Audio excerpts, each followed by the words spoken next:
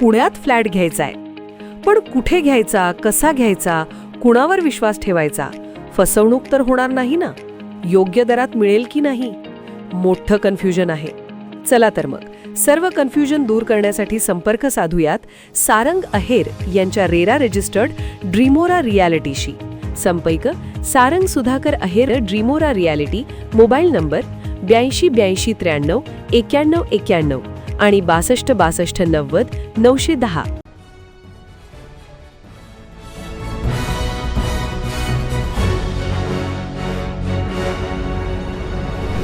आपण पाहत आहात BCCN न्यूज. बुलढाण्यात उन्हाचा पारा 40शी पार. जिल्हा सामान्य रुग्णालय हिटस्ट्रोकसाठी सज्ज. राज्यात उन्हाचा तडाखा दिवसेंदिवस वाढत आहे.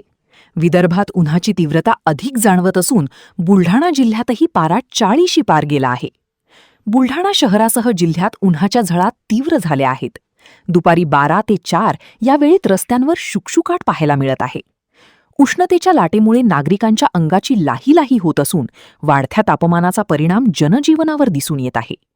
वाढत्या उन्हाच्या पार्श्वभूमीवर उष्माघाताच्या रुग्णांना तातडीनं उपचार मिळावेत यासाठी बुलढाणा जिल्हा सामान्य रुग्णालयात विशेष खबरदारी घेतली जात आहे. रुग्णालयात उष्माघात कक्ष कार्यान्वित करण्यात आले असून तेथे सर्व सोयी सुविधा उपलब्ध करून देण्यात आल्या आहेत. टेम्परेचर वाढत आहे, त्या अनुषंगाने आम्ही उष्माघाताची जे काही आहे ते पूर्ण तयारी केलेली आहे. त्याच्यामध्ये आम्ही प्रत्येक संस्थेमध्ये एक उष्माघात कक्ष नेमवलेला आहे, तयार केलेला आहे. त्या उष्माघात कक्षामध्ये एमर्जन्सी किट्स, त्याला आपण एपिडेमिक्स किट्स म्हणूया, ते किट्स पण आपण सगळे औषधं, सगळे मेडिसिन, सगळे आयव्ही फ्लुइड्स, जे काही अलाइड औषधोपचार लागतो ते पण रेडी ठेवलेलं आहे. प्रत्येक ठिकाणी आम्ही एक उष्माघातसाठी टीम बनवलेली आहे, सज्ज केलेली आहे. आमच्याकडे प्रत्येक इन्स्टिट्यूटला कूल रूम तयार केलेली आहे. तर या आणि खाली आम्ही प्रत्येक MS ला पण पत्रव्यवहार करून ते सगळे तयारी करून घेतलेली आहे. अशा पद्धतीनं उष्माघाताचा जरी पेशंट आला तरी आमच्या प्रत्येक इन्स्टिट्यूटमध्ये त्या बाबतीमध्ये आम्ही पुरेपूर तयारी करून पथक सज्ज केलेलं आहे.